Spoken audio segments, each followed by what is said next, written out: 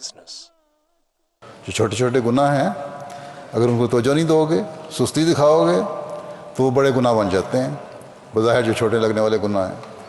फरमाया कि सगायर वही दाग छोटा है जो बढ़कर आखिर कुल मुंह को स्याह कर देता है। कमज़ोरियाँ हैं, बाज़ चीज़ें इंसान समझता है कोई बात नहीं, मामूली सी चीज़ है। फरमाया मामूली ना समझो, यही बड़ा गुनाह बन जाएगी। और फिर जिस तरह एक दाग मुंह को स्याह कर देता है, ये बड़ा गुनाह बन के तुम्हें स्याह कर देगा। As members of the community of the Prophet Messiah alayhi salam, the fear of Allah should take priority and precedence over all of our thoughts and reflections.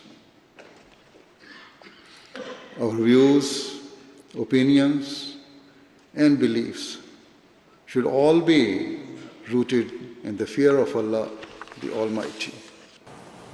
अल्लाह ताला की बड़ी अजीम हस्ती है, उसको हमेशा याद रखो और खौफ खाते रहो। तुम्हारे दिल में खौफ होना चाहिए। खौफ इसलिए कि पहले बता दिया कि अल्लाह ताला प्यार करने वाला है। बस मुत्तकी जो है वो सबसे ज़्यादा अल्लाह ताला की अज़मत को याद करता है और ये खौफ रहता है कि अल्लाह ताला मुझसे नाराज़ ना हो जाए। Rather, it is essential that every Ahmadi forms a personal bond with Allah and seeks true righteousness. This is why the Prophet Messiah has said that until his Jamaat does not adopt righteousness or taqwa, it cannot attain success and salvation. Thus, you should always seek to improve yourselves and to be true Ahmadi Muslims.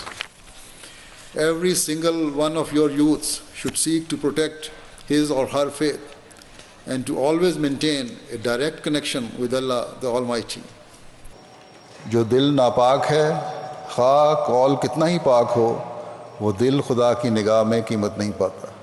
ये बहुत सोचने वाली बात है, बहुत गौर करने वाली बात है, बहुत फिक्र वाली बात है कि अपने दिल को टटोले। हर एक अपने दिल को टटोल सकता है।